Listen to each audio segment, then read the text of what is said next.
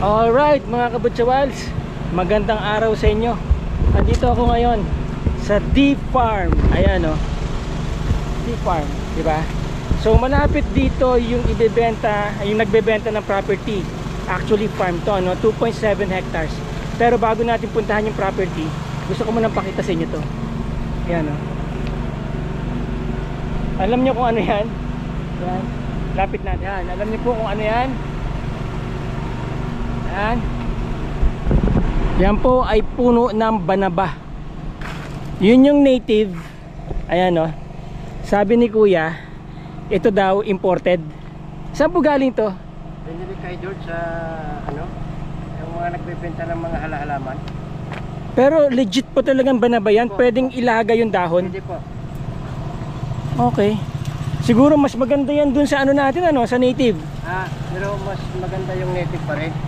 Oo. Kasi mas malalaki yung dahon eh. Oo. Pero ito nakakatuwa pala, no? Akala ko kanina namamatay na eh. Iyon pala. Ito talaga ang dahon niya, banaba. Ano pong tinatanim dito, buto? Anong napili? Ganyan na yan eh, nang pinili. Okay. Hindi pa na nagbulaklak na ba? Opo. Pagka ganyan, ayan, katulad yung bunga na yung mga. Oo, nakapag-propagate na po, nakapagpatubo na sila. Wala po. Mahirap magpatubo. Ayan. Lagay ko, baka pinapron lang yan. Na-graft Okay. na lang, grafted. Banaba. Magpaugat yan. Umabot siya, was banaba oh. Oh. Legit na banaba oh. Ngayon lang ako nakakita ng ganyan banaba. Ayun yung ating native. Ito yung si Tisoy. Kasi kasi nanda ko Oo. niya, bagong palit. Kuya, ano bang meron sa Deep Farm? Marami. May mga swimming pool tayo, tapos yung mga picture taking dyan sa mga garden. Accommodation resort talaga siya. May mga rooms at may swimming pool. May restaurant. Meron po. Okay. Ayan. So, maraming salamat po. Sige po. So, okay. Mula dito po sa Deep Farm, yung farm po na binebenta, ito lang. Ayan lang, yung binebentang farm. So, ayan ang Deep Farm. Doon po ako galing. Mga 10 to 15 minutes na sa National Highway na po kayo. Although na medyo hindi talaga patag yung ating kalsada, no? Parang ganyan yan, dire-diretso. So, very accessible naman siya. Yan. Okay. So, kapag nabili niyo po itong farm, ito ang magiging kapitbahay niyo dito. Yan si Deep Farm. So, dito po yung property. Tanong po natin mamaya kung hanggang saan yung property. Diba? Ang sarap magkaroon ng ganitong farm, mga kabutsawals, oh. No? Pa-relax ka lang dito. Tapos, ang lamig pa, oh. Oh. Diba? Nakakalamig ng ulo. So, ito po yung binebentang farm. Sabi nila nasa 2.7 hectares po ito. Okay? So, ayan. Pagpasok nyo po, bago kayo pumasok, so may sliding po dito na gate na black, no? Maluwag kasi ang truck, sasakyan. And then meron pong malaking ano dito, puno ng duhat. Ayan, no? Kaya malamig. May malaking puno ng duhat dito. Yun. Okay. Tapos may mga puno po ng mangga. Namumunga na yung mga mangga, mga dinamula. Piko yung iba dinamulag. Ayan, oh. Tapos meron ng fence, may bakod na ano po. Ito, hindi naman tuloy-tuloy yung bakod, pero dito meron ng bakod na simulan na yung pagbabakod dito sa gilid. So ito po yung farm. Ayan.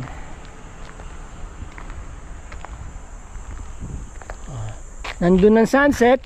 So most probably yan ang western side, north, east. Ito ang east, ito ang south. Ito ang west. Okay? Oh.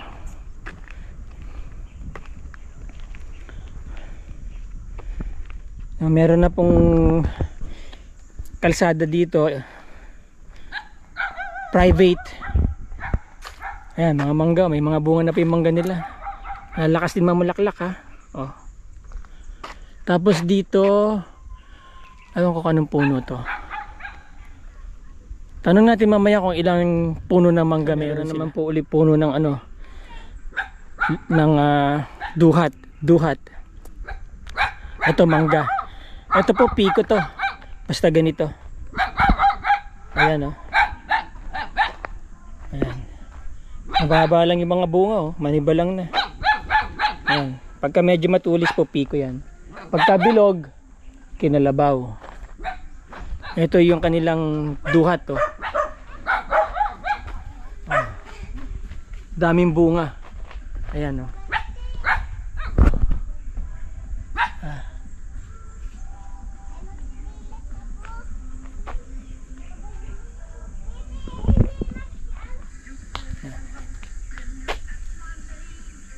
So yan mga kabutsawals, naka wide angle lens tayo ha. Doon tayo galing no. So, iikot tayo kasama si ate. Yan si ate. Si nanay. Nanay, ano po pangalan nyo? Stella po. Stella. Pwede po ba natin, hanggang saan po yung property dito? Pakituro nga po. Yung mga balibal. Ah, yung may mga bakod po na yon. O yung may mga poste po. Okay, yung may mga poste. So yun, may mga barbed wire. So ang pinakahuling puno po yung mangga na yon. Ayan. Yung kabila po, bakit may kabilang bakod pa na naman doon? Ano po yun? Abdi farm po yun. Abdi Farm.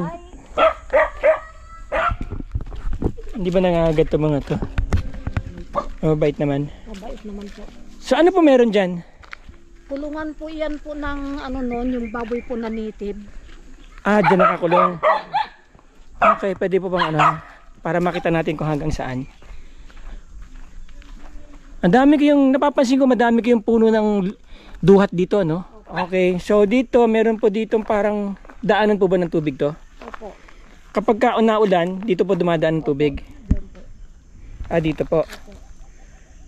Doon, part pa rin pa po ng farm yung banda doon? Hindi na. Basta yung mga hanggang sa may poste po. Ah. Sa likod po ng ano yan, ginawa din nilang kulungan po ng Ah, ito. manok po dito. Kulungan naman ng manok to. Okay. Tingnan po natin. So ito yung ano, yung quarter ng mga tao dito.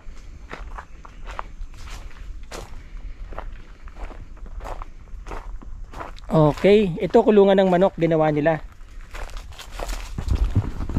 Malaki din ha. Anong manok nang inalagaan nila dati dito? Mga native po.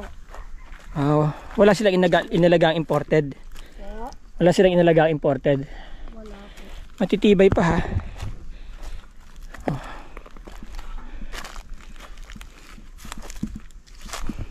So ito po ang hangganan itong bakod na to. Ito. Ah, okay.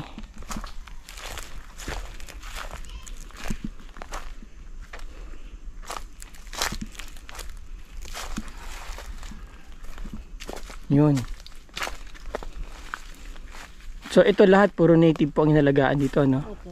Na nakailang ilang manok po ang inalagaan dito noon? Marami po. Yan, hanggang pagkatanda, matay din po noon. Tapos nagkanda-kanda, wala-wala yung mga ano. Bakit po nawala?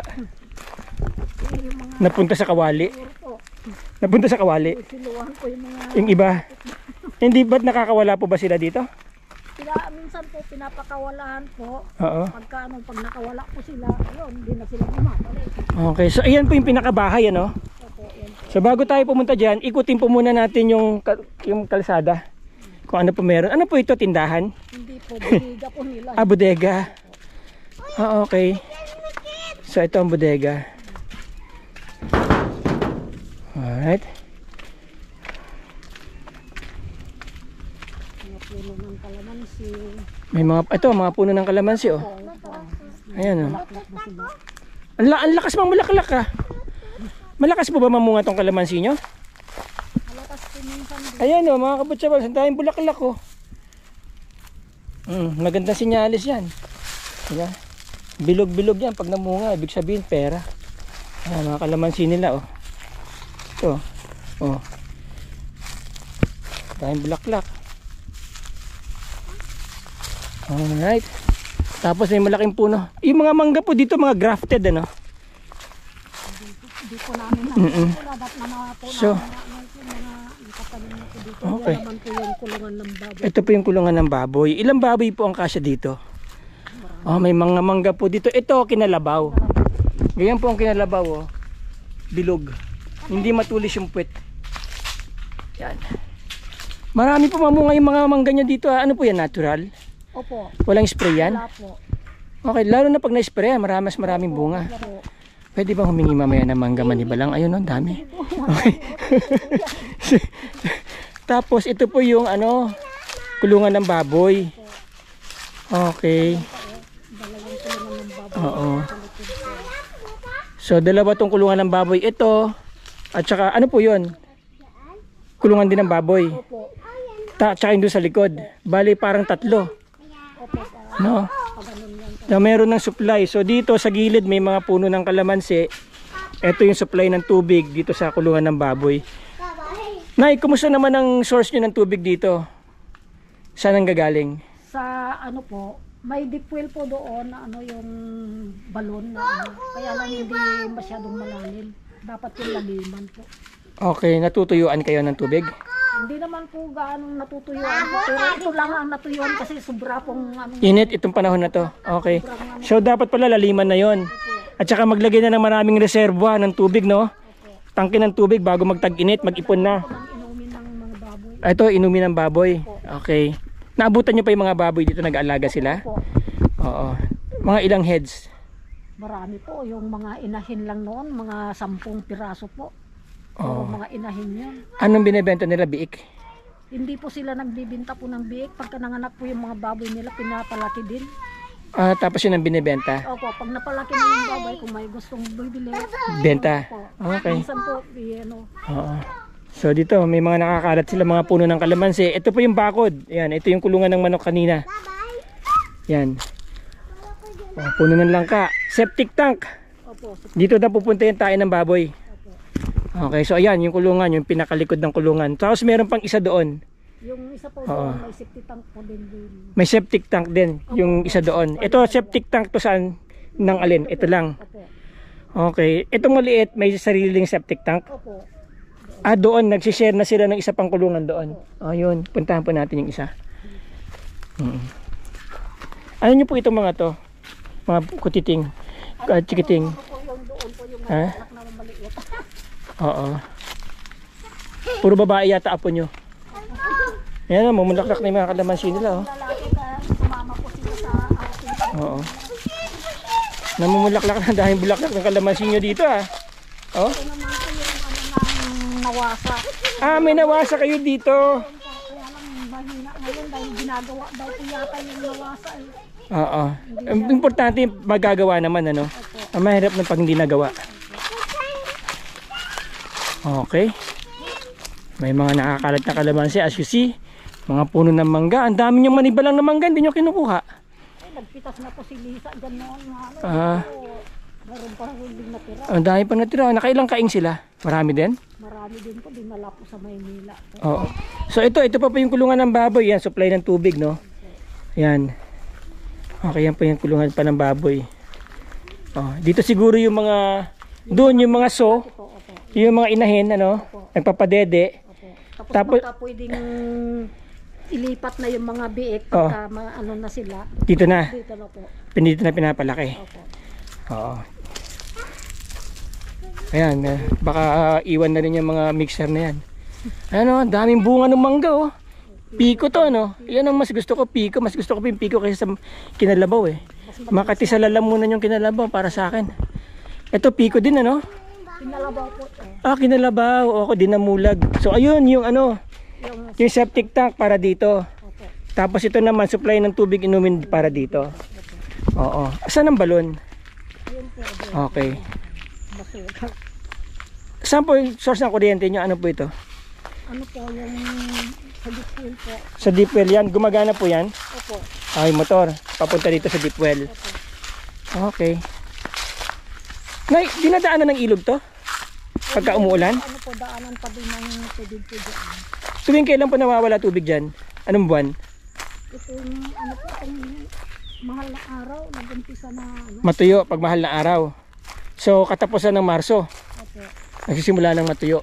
Hanggang doon pa po. Hanggang doon pa po yung property. Okay, medyo masungal. Masukal. Lang po, opo. Ano po mga tanim dyan? Mangga, Tapos may 2 punong chiko po. Aha. Yun lang po. May kawayan po ba silang tanim dito? Walang kawayan. So ito po yung balon. Buksan ko po, wala bang sawa? Tapos siguro. Ah, okay. Ganito lang kasi yung ano nila. Oo, so ito yung balon, oh. Oh. May tubig, ah.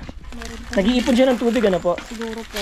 Tuwing anong buwan po din niya natutuyuan kapag Abril?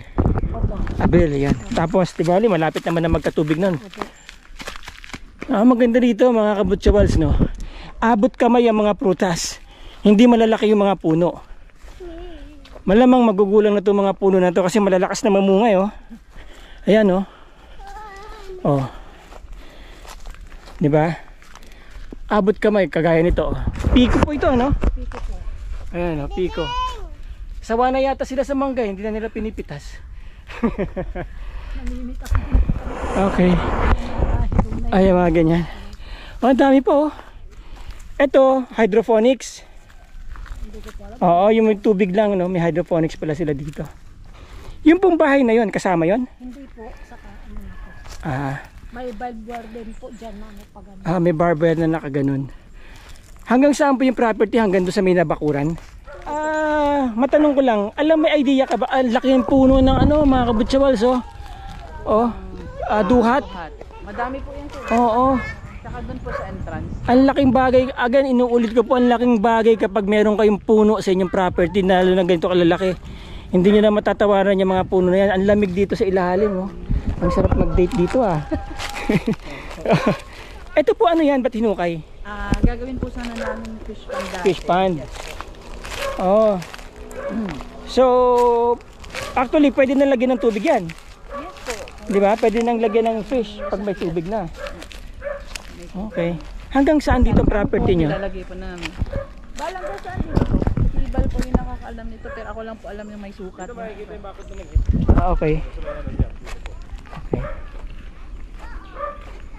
Malayo pa pala yung may bakod. Okay. Semento. Alright. Para ma-estimate natin ng frontage.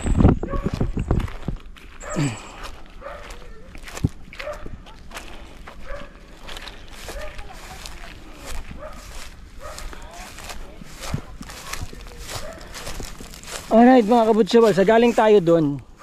Ito yung bakod. Ayan, di ba? Kikita nyo naman siguro dyan sa camera. And then, yun yung corner niya doon. Tapos umikot dito. Ayan. Diretso doon. Mamaya tanongin natin yung eksaktong size lot area ng property, pati yung frontage kung alam nila. Dito, ito ngayon yung pinaka rest house. Apo, sir. Ito yung pinaka rest house ng may-ari. Wala nang ibang nakatayong structures dito bukod dito. Yung dumo po sa May idea ka ba sir kung ilang puno ng mangga ang nandito? May mga number po yan, kaso hindi ko po nabilang kung ilan po hanggang doon po. Oo. Yung badwer na yun. Oo, yung barber na yan. Yan. Paakyat po yan. Umakyat pa ganun. Opo, paakyat pa po yan. Tapos Oh. ganun. So ibig sabihin, itong bakod na to, Opo, yung kanto niya lang dyan. umakyat pa ng papaganon. Opo. O doon, tapos gumanon. Opo. Okay. Yun. Okay, meron po silang 70 na puno ng mangga dito. Madami yun ha. Hindi birong dami yung mangga na yun. So ito yung kanilang pinakabahay, oh. Yan. Okay. Yan ang pinakabahay nila. Ilang kwarto lang to? Isa lang? Isa lang po talaga.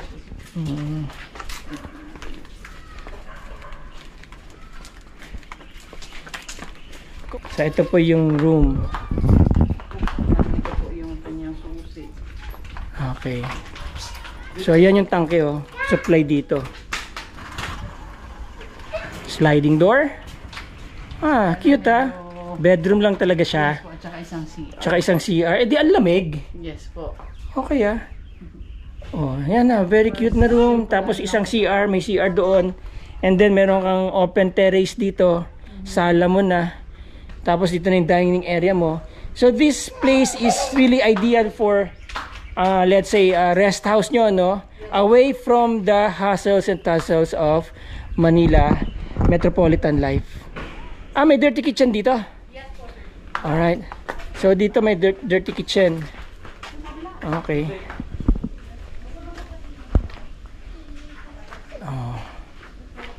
Dito may dirty kitchen na. Okay na po, masiwag ng buksan. Yan.